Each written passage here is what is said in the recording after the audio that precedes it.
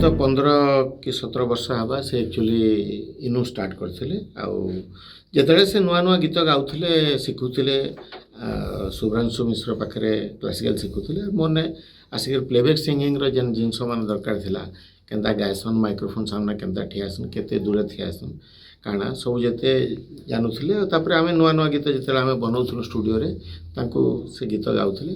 ପ୍ରଥମ ଗୀତ ଗାଇଥିଲେ କନ୍ଧମାଳର ଗୋଟେ ଗୀତ ଅଛି ଯେନ୍ଟାକି ଏନ୍ଜିଓର ଗୋଟେ ଗୀତ। ଆଉ ଧୀରେ ଧୀରେ ଧୀରେ ଧୀରେ ସେ ଇନୁ କିଛି ଜିନିଷ ଜାଣିଲେ ଆଉ ଆଗକେ ତାପରେ ଆମରି ସ୍ୱରରେ ସେ ଜଏନ୍ କଲେ ଯେନ୍ଟାକି ପ୍ରଥମେ ସେ ଭଏସ୍ ଅଫ୍ ଓଡ଼ିଶାରେ ସିଲେକ୍ଟ ହେଇଥିଲେ କିନ୍ତୁ ତାଙ୍କୁ ନେଇ ଡାକିଥାଇ ତାର ଦ୍ୱାରା ସେ ମୋତେ ଆସିକି କହିଲେ ଯେ ମାମୁ ମୋତେ ନେଇ ଡାକିଲେ ଭାରି ଦୁଃଖ ଲାଗଲା କାନ୍ଦି କାନ୍ଦି କହିଲେ ତ ମୋତେ ଖରାପ ଲାଗଲା। ଠିକ୍ ଅଛି ଭଞ୍ଜା କିଛି ଚିନ୍ତା ନାହିଁ ମୁଇଁ କହିଦେଉଛେ ବୋଇଲି ପ୍ରମାକେ ମୁଇଁ କହିଲି ପ୍ରେମାନନ୍ଦକେ ମୁଇଁ ଫୋନ୍ କଲି।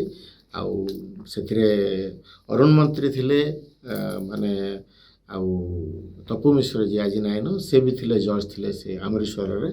ଆଉ ମୁଇଁ ତାଙ୍କୁ ନେଇକି ଯାଇଥିଲି ବଲାଙ୍ଗୀରରେ ତାଙ୍କୁ କହିଥିଲି ଯେ ଏ ପିଲାଟା ବଢ଼ିଆ ଗାଉଛି ଆଉ ଆପଣ ତାକେ ଟିକେ ଦେଖୁନ୍ ବୋଲିକି କାହିଁ ଯେହେତୁ ମୁଇଁ ତ ଇନେ ଥିଲି ଆଉ ସେ କଟକରେ ଷ୍ଟ୍ରଗଲ୍ କରବାର୍ ଲାଗି ଯାଇଥିଲେ ତ ପ୍ରେମାନନ୍ଦ ତାଙ୍କୁ ନେଇକରି ଗଲେ ସେନକେ।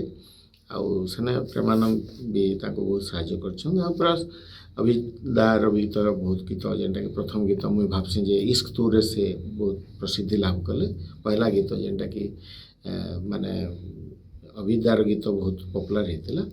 ଏନ୍ତା ହେଇକରି ଧୀରେ ଧୀରେ ସେ ତାଙ୍କର ଜର୍ଣ୍ଣି ଷ୍ଟାର୍ଟ କଲେ ସେନେ ଆକ୍ଚୁଆଲି ପ୍ରାୟ 10 ବର୍ଷ ସେନେ ଥିଲା ଭିତରେ ମୋର ଗୀତ ସେ ନାଇଁ ଗାଇ।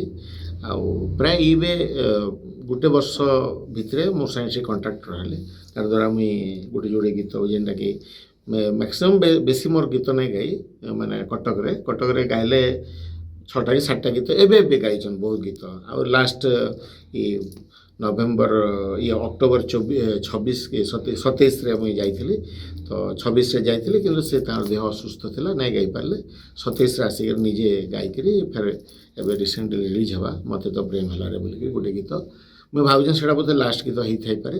ଆଉ ଏକ୍ଜାକ୍ଟଲି ନାଇଁ କହିପାରେ କିନ୍ତୁ ତାପରେ ବି ଗାଇଥିବେ।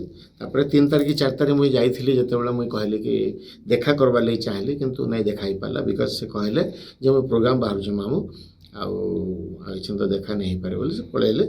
ଆଉ ମୋର ଭାବୁଥିଲି ସେଥିରେ ଦେଖା ହେଇଥିଲା କି କିଛି ଦିନ ତକ ଦେଖା ନାହିଁ କମ୍ ସେ କମ୍ ଲାଷ୍ଟ ଦେଖା ହେଇଥାନ୍ତା ଭାବୁଥିଲି। ହଁ ଯଦି ତା ମାଆ କହୁଛନ୍ ତାହେଲେ ନିହାତି ଭାବରେ ଆପଣମାନେ ସମସ୍ତେ ସେଥିଲାଗି କହିବାର୍ କଥା ନିହାତି କିଛି ଗୋଟେ ଥାଇପାରେ।